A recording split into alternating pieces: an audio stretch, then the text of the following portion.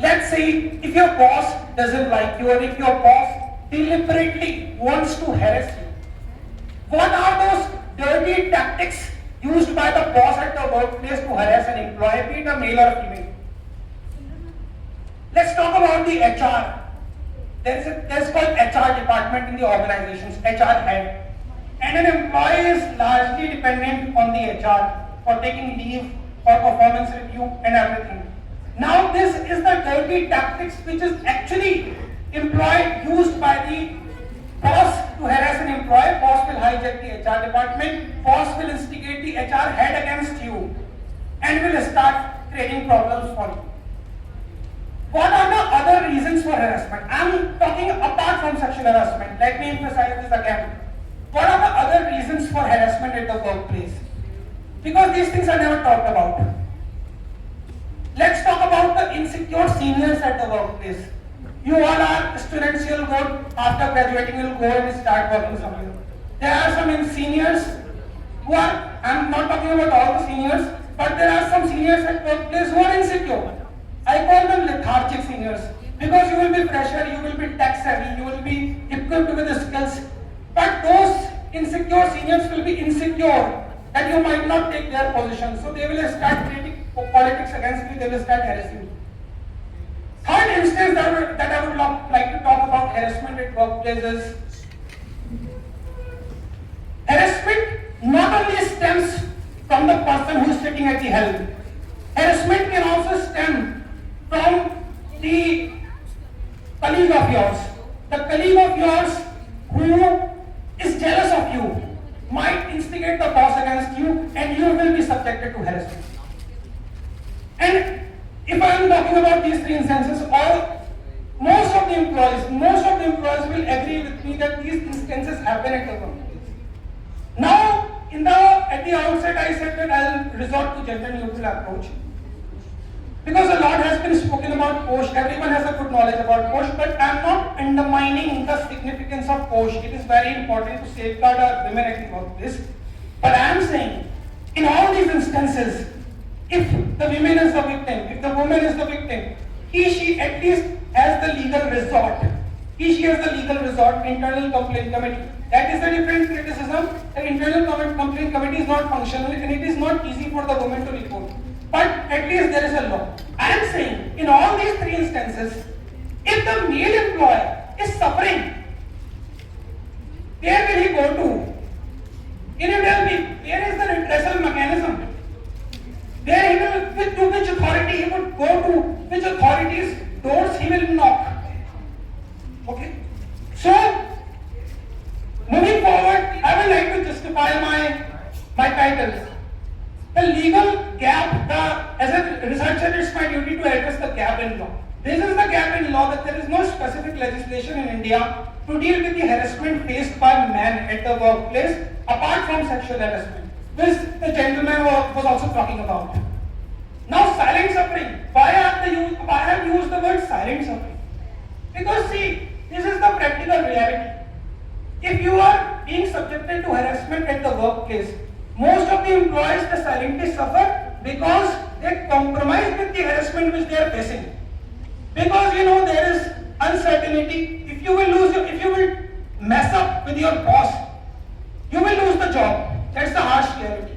And once you lose the job, there is uncertainty in finding a new job. So just out of the fear of losing their bread and butter, most of the employees compromise with the harassment that they are facing and they silently suffer. Relevant legal framework, I have told, there is no specific legislation to deal with the harassment faced by the men at the workplace. And reporting hurdles. See, the person who is sitting at the helm, it's not easy to report against that person. Because if you will dare to raise your voice against that person, and anonymity of complainant and confidentiality of the complaint and anonymity of the complainant is a myth. It's barely implemented at the workplace. Once you dare to raise your voice against your boss, the person who is sitting at the helm, you will be further bullied. This is the reporting hurdle. That is pragmatic. And at the last, I would like to shed light upon the laws in other countries, like comparative analysis kind of a thing.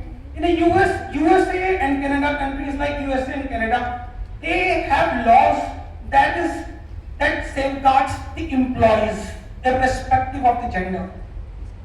And they have the broad definition of harassment which encompasses not only sexual but also all kinds of harassment.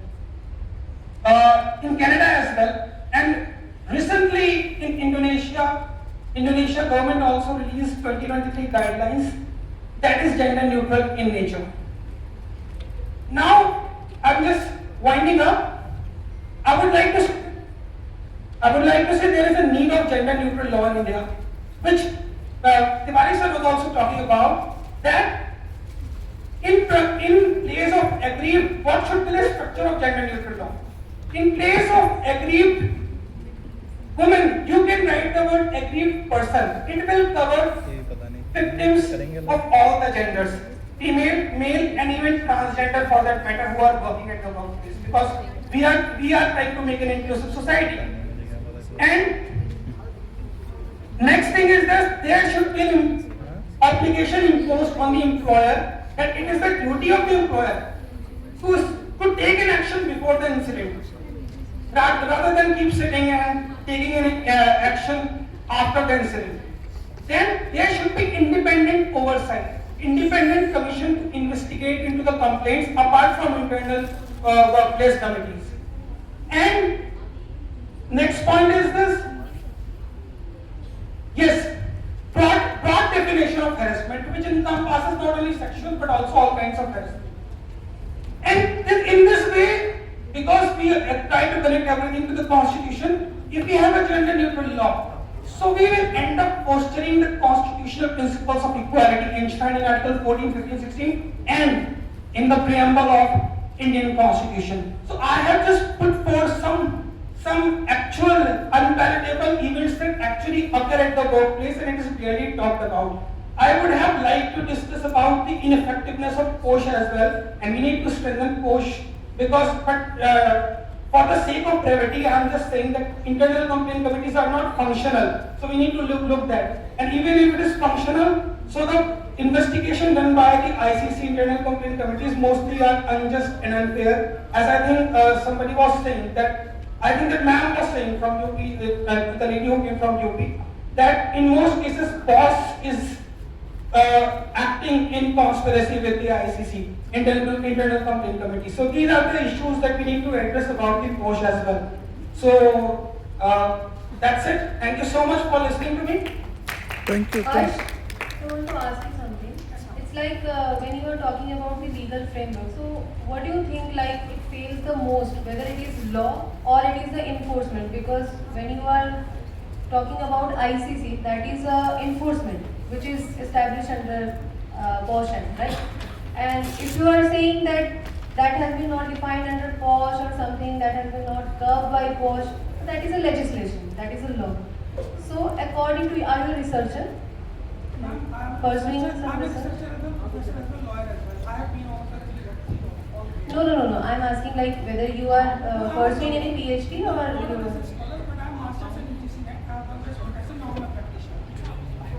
So I'm just asking like what is your view towards what is legal framework कहाँ पे ज़्यादा fail हो रहा है? Where does it fail the most? It is law or the enforcement? Ma'am, I feel obviously enforcement, because the law in book and law in action are two different things. Even if we make gender neutral law, but we need to have independent oversight, which I have just talked about. Independent commission at the workplace who will look into the grievances of men as well. Like the simple thing I am saying. Like we talk about the male boss and female employee. Okay, we talk about that. Just try to reverse it. If there is a female boss and male employee, he will dare not to raise his voice against the female boss if she is mentally harassing him, because he is afraid that. So you are saying that the enforcement is failing the most. Enforcement. That's what I am saying. If we have independent commission, how is so what will be your suggestion to improve that enforcement? Is there any suggestion? Like ICC is there. ICC itself is an enforcement which is established under POSH Act, right? So we have established the enforcement agency like ICC, that committee we have already established. So what will be the suggestion from your side, only one or two suggestions. Like this way we can improve the failure of the enforcement, if it is enforcement according to you, like whatever And you see, say. there are organizations like CAW, which is actively work, okay? So if we have an organization, actively if the government establishes the organization which will look, independent organization out of the workplace, who will look into the actual grievances of So you are talking about employees. mostly of the awareness, like more. No, I'm talking about the implementation, ma'am. And let's see if in this jurisdiction, if this. I'm asking like if you are talking about the implementation. For example, I have given you the duty. Yes, ma'am. Now it is being an enforcement. For example, like for implementation, it is your duty. You have to implement that. You have to enforce that. Whatever the power that has been given. If you are not performing your duties, so whether I should hold your hand and take you to the thing like this is your duty, you have to do this. That we cannot do to everyone. Ma'am, see if there is a legal mandate attached to it, it will come into force. If those independent commissions, let's talk about the commission to look into the grievances of employees, let's say mental grievance, or irrespective of the gender, and the commission established in this jurisdiction of IPM, and let's say any faculty is being harassed, male or female, and they have gone to that, they have knocked the doors of that commission that please look into my grievances, and they have the proofs that the dean or the HODs are filing false complaint against you by putting registrar in CC, and you know that you have the proof that they are deliberately harassing their duties of that commission. And if they are not functioning, then you can knock the doors of court, just like we do in 156.3, now 175.3 BNSS. If the police doesn't register an FIR, we have the law to invoke which can mandate, make it compulsory for the police to lodge an FIR and to bring the criminal law into motion. Because it's for the people, it's for the government, for the system to put it into implementation. It is for us, because law on paper is nothing if it is not put in implementation. That's what I feel.